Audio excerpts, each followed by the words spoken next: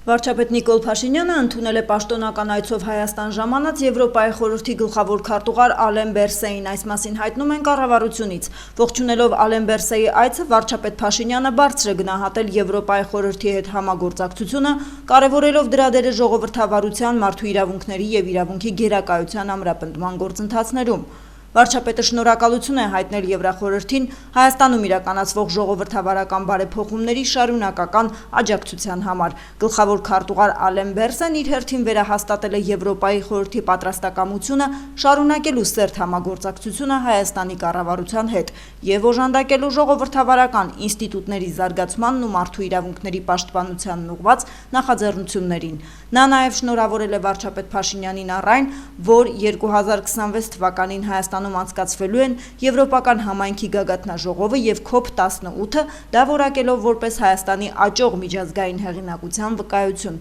Հանդիպման ընթացքում քննարկվել են Հայաստան-Եվրոպայի խորհուրդ համագործակցության օրակարգային հարցեր, ինչպես նաև ժողովրդավարության և իրավունքի գերակայության ոլորտներում համատեղ ծրագրերի ընդլայնման հեռանկարներ։ Զրուցակիցները մտքեր են փոխանակել նաև տարածաշրջանային զարգացումների և կայունության ապահովման վերաբերյալ։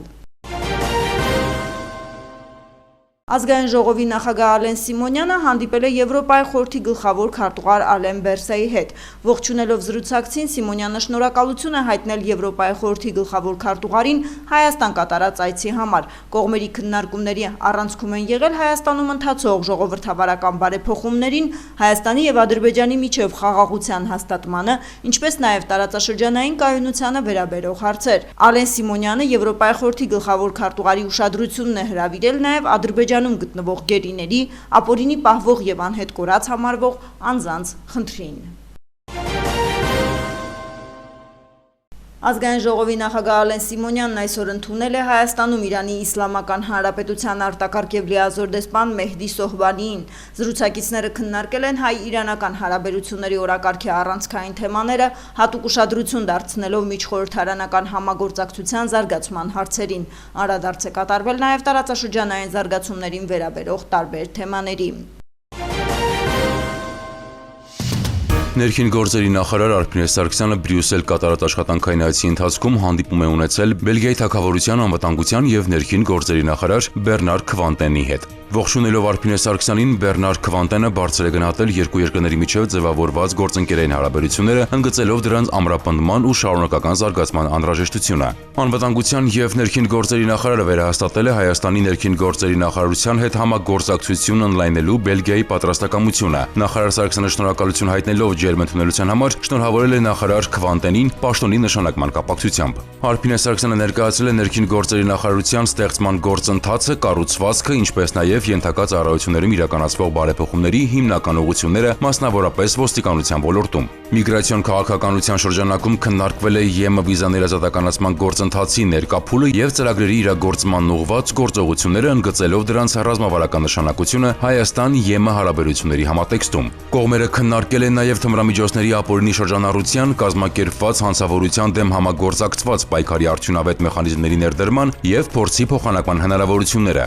Բելգիայի անվտանգության և ներքին գործերի նախարար Բեռնար Քվանտենն ընդունել է Երևան այցելելու Արփինե Սարգսյանի հրավերը։ Հանդիպման ընթացքում կարևորվել է նաև երկկողմ համագործակցության արդյունավետության բարձրացման և տեղեկատվության օպերատիվ փոխանակման նպատակով կապի սպաների ներգրավման անհրաժեշտությունը։ Կողմերը վերահաստատել են նախարարությունների միջև փոխայցերի կազմակերպման, ինչպես նաև փրկարարների և ոստիկանության ծառայողների վերապատրաստման ուղղված ծրագրերի ընդլայնման կարևորությունը։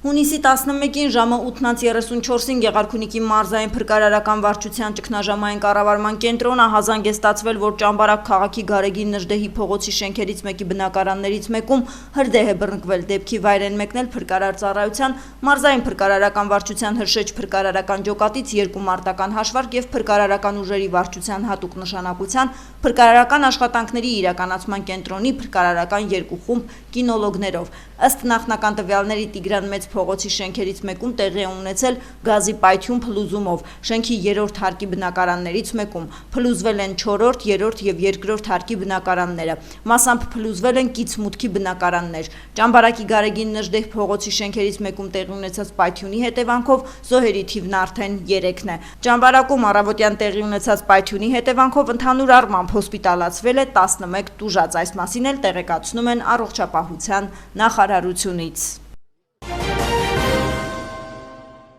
Հունիսի 11-ին Ճամբարակ քաղաքի Տիգրան Մեծ փողոցի 4-րդ շենքում տեղի ունեցած պայթյունի հետևանքով կա փլուզում, կան զոհեր եւ վիրավորներ։ Պայթյունի նախնական պատճառը գազի արտահոսքն է, հայտնում են քննչական կոմիտեից։ Քննչական կոմիտեի խոսնակ Կիմա Ավդալյանը նշել է, որ նախաքննության ընթացքում կատարվել են անհետաձգելի քննչական գործողություններ, պայթյունի հետևանքով 3 անձ մահացել է, 7 չափահաս եւ 4 անչափահաս անձիկ տարբեր մարմնական վնասվածքներով տեղափոխվել են Ճամբարակի առողջության կենտրոն։ Նախաքննության ընթացքում նշանակվել է համալիր փորձաքննություն, դիակի դատաբժշկական փորձաքննություններ։ Շարունակվում են որոնողափրկարարական աշխատանքները, փրկարար ծառայության աշխատակիցների, ինչպես նաեւ դեպքի վայրի զննություն կատարող նախաքննություն իրականացնող քննչական խմբի անդամ հանդիսացող քննիչների կողմից, նշել է նա։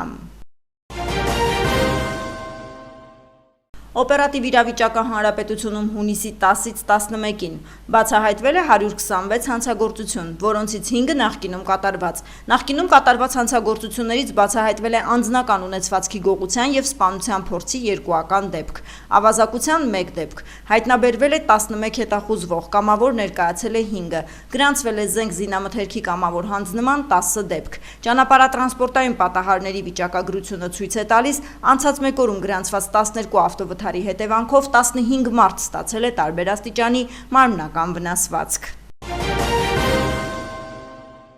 Համայնքային ոստիկանության գլխավոր վարչության տարածքային ստորաբաժանումների ծառայողները ակտիվ բացատրական աշխատանք են իրականացնում ապօրինի պահվող զենք զինամթերքի կամավոր հանձնման ուղղությամբ։ Հունիսի 6-ին համայնքային ոստիկանության Չարենցավանի բաժնում 42-ամյա տղամարդը հանձնել է 7.62 մմ տրամաչափի ակոսափող ինքնաձիգ։ Հորդորվում է ապօրինի զենք զինամթերք կամավոր հանձնել ոստիկանություն քրեական պատասխանատվությունից խուսափելու համար։ Ռուսաստանը անհապաղ սկսել է Ստամբուլում ձեռք բերված մարդասիրական պայմանավորվածությունների փաթեթի իրականացումը, հայտարարել է Ռուսաստանի արտաքին գործերի նախարարության պաշտոնական ներկայացուցիչ Մարիա Զախարովան։ Գերիների փոխանակման գործընթացը սկսվել է հունիսի 9-ին, իսկ փոխանակման երկրորդ փուլը տեղի է ունեցել հունիսի 10-ին, նշել է Զախարովան ճեպազրույցի ժամանակ։ Նրա խոսքով Ռուսաստանն անում է ամեն ինչ զինծառայողներին ուկրաինական գերությունից դուրս բերելու համար։ Զախարովան նաև ընդգծել է, որ Ռուսաստանը պատրաստ է կատարել ձեռք բերված բոլոր պայմանավորվածությունները եւ նմանատիպ մոտեցում է ակնկալում Կիևի ռեժիմից։ Նախկինում Ռուսաստանի եւ Ուկրաինայի միջև հակամարտության կարգավորման եւ գերիների փոխանակման հարցերի շուրջ բանակցություններ էին անցկացվել Ստամբուլում, այնուհետև տեղի էր ունեցել ամենամեծ փոխանակումը 1000-ի դիմաց բանաձևով։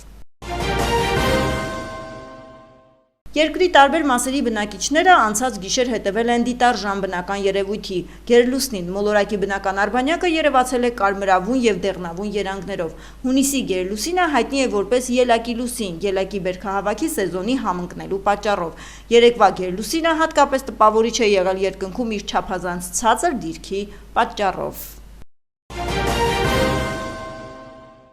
Պատերազմի, աղքատության եւ կլիմայական աղետների ֆոնին հարկադիր աշխատանքի մեջ հայտնված երեխաների թիվը շարունակում է աճել։ Միջազգային կազմակերպությունների տվյալներով աշխարհում ավելի քան 3 միլիոն երեխա ներկայումս ստիպված է աշխատել հաճախ վտանգավոր եւ դժվարին պայմաններում, հանքերում, դաշտերում, գործարաններում եւ մասնավոր տներում։ Այս մասին հայտնում է Bild-ը։ Իրավիճակը հատկապես մտահոգիչ է այնպիսի երկրներում, ինչպիսիք են Բանգլադեշը, Սիրիան եւ Կոնգոյի Դեմոկրատական Հանրապետությունը։ Հարկադիր աշխատանքի մեջ հայտնված բոլոր երեխաների կեսը դառնում է սեռական շահագործման զոհ, մարմնավաճառության, մարդկանց թրաֆիքինգի եւ հասարակած տների միջոցով։ Հատկապես ռիսկի են ենթարկվում որբ փախստական երեխաները, հաշմանդամություն ունեցողները։ ՄԱԿ-ի տվյալներով 2005 թվականից 2022 թվականներին ավելի քան 105,000 երեխա բռնի կերպով հավաքագրվել է զինված խմբավորումների մեջ։ Նրանք օգտագործվում են որպես զինվորներ, սակրավորներ կամ կենդանի վահաններ։ Աղջիկներին հաճախ ստիպողաբար ամուսնացնում են կամ ենթարկում սեռական բռնության, նշել են փորձագետները։ ՄԱԿ-ի թմրանյութերի եւ հանցագործության դեմ պայքարի գրասենյակը զգուշացնում է, որ ցածր եկամուտ ունեցող երկրներում թրաֆիկինգի ենթարկված յուրաքանչյուր երկրորդ անձը երեխա է։ Հիդրոթերապևտաբանության եւ մոնիտորինգի կենտրոնից հայտնում են, մայրաքաղաք Երևանում հունիսի 12-ից 14-ի գիշերը սպասվում է առանց տեղումների եղանակ։ Հունիսի 12-ից 14-ի երեկոյան, 15-ից 16-ի գիշերը եւ երեկոյան հնարավոր է կարճատև անձրև եւ ամպրոպ։ Ամպրոպի ժամանակ քամուշ գնացում 18 մետր/վայրկյան արագությամբ։ Մարզերում հունիսի 12-ից 13-ի կեսօրից հետո, 14-ից 16-ի գիշերը եւ կեսօրից հետո առանձին շրջաններում սպասվում է կարճատև անձրև եւ ամպրոպ։ Հնարավոր է նաև կարկուտ։ Հունիսի 12-ից 13-ի գիշերը սպասվում է առանց տեղումների եղանակ։ Քամին հյուսիս-արևմտյան 2-ից 5 մետր/վայրկյան արագությամբ, ամպրոպի ժամանակ սպասվում է քամուշ գնացում 18-ից 22 մետր/վայրկյան արագությամբ։ Օդի ջերմաստիճանը հունիսի 12-ից 13-ին աստիճանաբար կբարձրանա 3-ից 5 աստիճանով։